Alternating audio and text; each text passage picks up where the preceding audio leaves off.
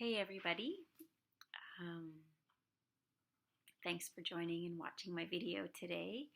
I didn't get a chance to record one yesterday because I had quite a long day and I was suffering from a pretty bad headache. So after my IV finally finished at 11 p.m. last night, I was feeling like sleep was a little bit more important than recording a video. So excuse me for that. Um, so anyway, I wanted to share about a very interesting meeting I had yesterday with one of the doctors here. He basically does a couple of things. One, he does an assessment on the hormone aspect of your health, and also he does something called recall healing, which is dealing with the emotions of cancer. I have a meeting with him for that, for the recall healing tomorrow morning. But what I wanted to share with you about was what came through in the hormone panel that he did. So a few very interesting findings that he shared about me. The first was that I'm basically suffering from very severe adrenal fatigue, which means that my sympathetic nervous system is functioning kind of on overdrive, I guess. So it was interesting because he asked the question, am I pretty stressed? And I would have to say generally no. Pretty easygoing. But I said, well, I do have cancer. The other thing is, this visit here at the clinic has not exactly been stress-free. So those two things combined have probably had an impact on my stress levels. Not to mention the whole thing around the unexpected costs associated with the treatment that were never communicated prior to me getting here. So, I guess that's been huge and has caused a tremendous amount of stress during my stay here, which is kind of counterproductive because adrenal fatigue is really not very good for the body when it comes to healing, and compromises the immune system and all kinds of things. So anyway, that was really interesting that came through. He said basically that I'm always in a state of fight or flight, and my sense is that, that could be true.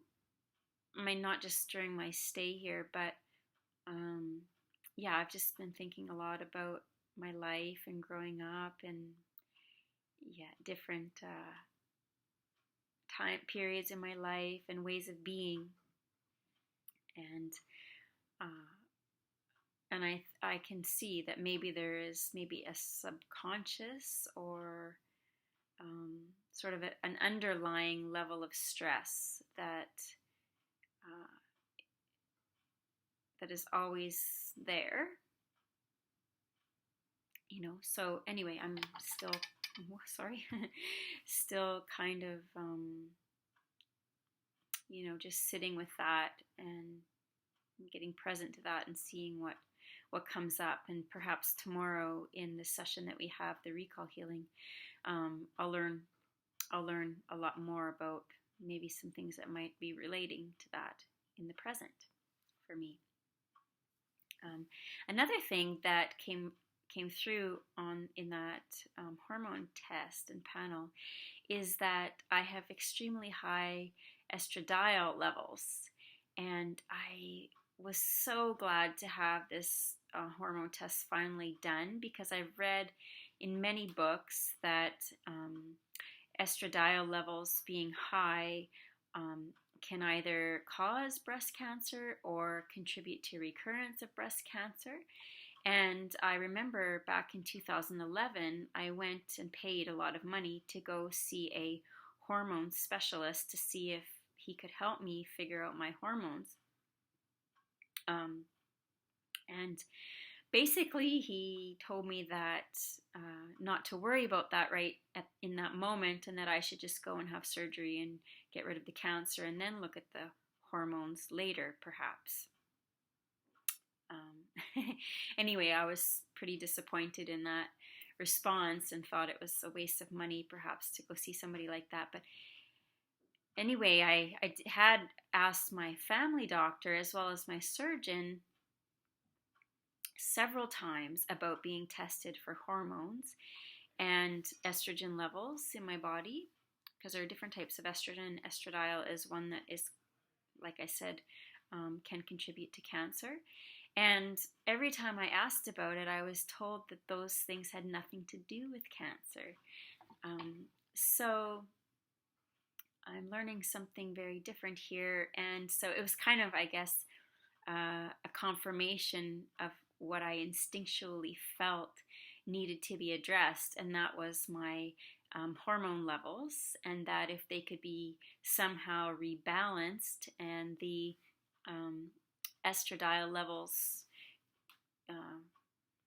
somehow reduced and estriol level increased, which is the counterbalance, that would have a really huge impact on the cancer recurrence or even healing from cancer. So I'm feeling really, really positive about this, because the doctor that I saw yesterday is giving me a supplement that is going to help balance that.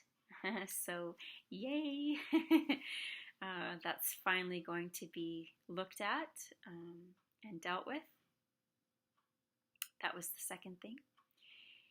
And there are a few other things that they found.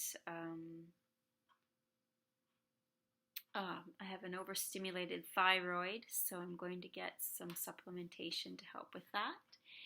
And the other thing that was really interesting, I've never heard this before, but he said I have a very high level of toxicity in my body, and that the reason he feels that is because of all of the dark green leafy vegetables that I eat.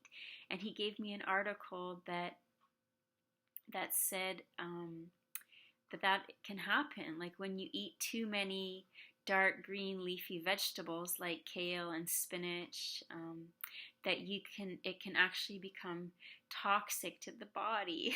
It's kind of really bizarre. I never ever would have thought that in all that I've learned about nutrition. But I guess that's a good argument for everything in moderation. So more chocolate. I think that means more chocolate. Anyways, so that was really fascinating to learn as well. And one other thing I wanted to share. So for some time now, I had a bump on my chest here, where my collarbone is, kind of right here, and it's been there for several years.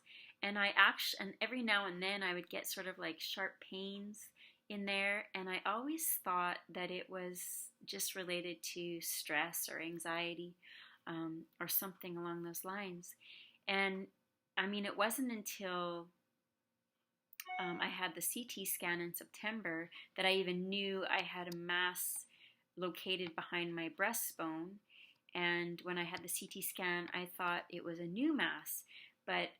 So I'm going to put this all together for you in a sec. But so the other morning when I got up and was getting ready, I was feeling my chest here, and I was thinking, wow, that feels flat, which I haven't felt it feel flat there for a long time, and then like years.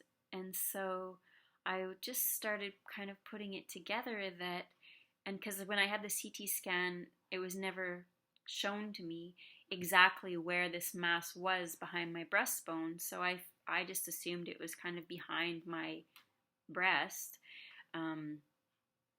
But now I'm starting to think that it was actually this lump that I've been feeling for such a long time. And with the treatment that I'm receiving here, that it's actually getting smaller or going down. And that's why this part right here feels flatter. So that's kind of cool in a way. And exciting news for me that there are some things like that happening. So I'm happy to share that with you. I'm meeting tomorrow with Dr. Tony, and I'm having an ultrasound tomorrow morning, as well as some final blood work. So it will be very interesting to learn of, I guess, the results from the ultrasound and what has transpired from the time that I came to the time. Obviously, I'm departing in a couple days here from the center. I have been told that it is quite possible, because of the PNC, that the masses may look bigger because of inflammation around the areas. So I am prepared for that possibility, but I'm really feeling like I'm actually going to be given results that are indicating the masses have decreased in size, and that the blood flow has also reduced to the area. So yeah, looking forward to that. Anyway, thanks for joining me, and have a beautiful night.